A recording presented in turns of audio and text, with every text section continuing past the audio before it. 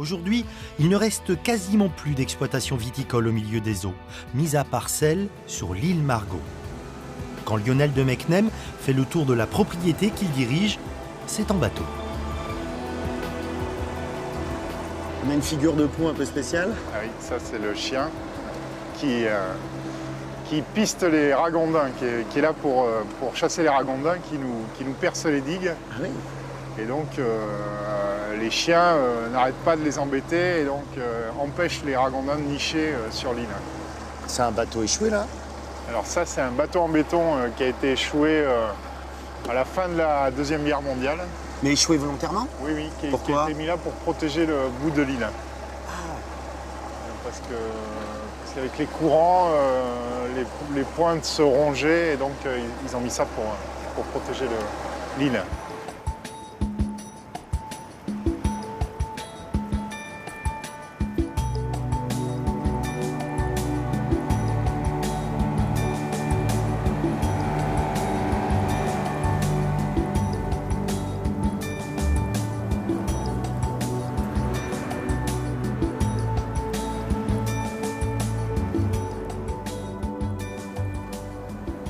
Vu du ciel avec notre drone, cette île Margot, on dirait un navire quasiment. Quelles sont ses dimensions?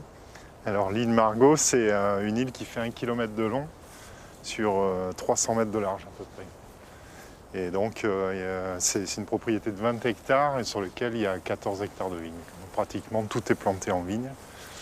Et c'est intéressant parce que toutes les îles de l'estuaire dans les années 1900 ressemblaient à l'île Margot. Et là, on marche sur un endroit qui est extrêmement important pour vous, c'est quoi? Alors oui, c'est la digue.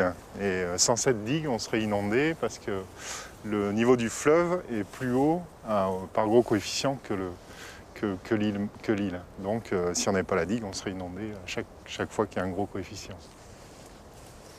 Cette terre, elle est bonne pour la vigne? C'est des terres qui ont eu beaucoup de succès là, au début des années 1900, fin années 1800. T'as pas besoin de mettre d'engrais, il y a des productions qui sont énormes. L'estuaire, il a une importance pour la viticulture? L'eau réchauffe l'atmosphère et donc ça évite les gelées de printemps, ça c'est très important. Il y a toujours un courant d'air aussi qui assainit pas mal les vignes. Ce sont des terres aussi un peu isolées. Est-ce que ça a joué un rôle dans le développement des vignes? Alors, c'est des endroits qui ont eu énormément de succès au moment du phylloxéra. Pourquoi? Parce qu'ils s'étaient aperçus qu'en inondant les vignes, c'est un insecte, le phylloxéra, et on tuait le phylloxéra. Et donc, c'était les seuls à produire du vin à ce moment-là. Ah, c'est en plus un morceau de patrimoine alors, comment, c'est ça? Exactement.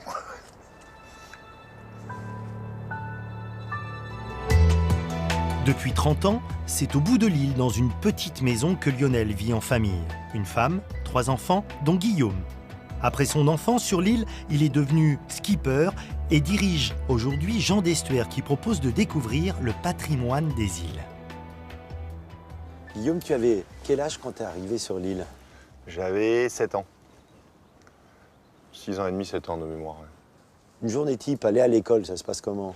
Aller à l'école, ça se passait souvent avec une petite aventure du genre on tombait dans la vase, le bateau était gelé ou il fallait nager pour attraper le bateau qui était bloqué au milieu. Être un îlien, est-ce que c'est un état d'esprit particulier?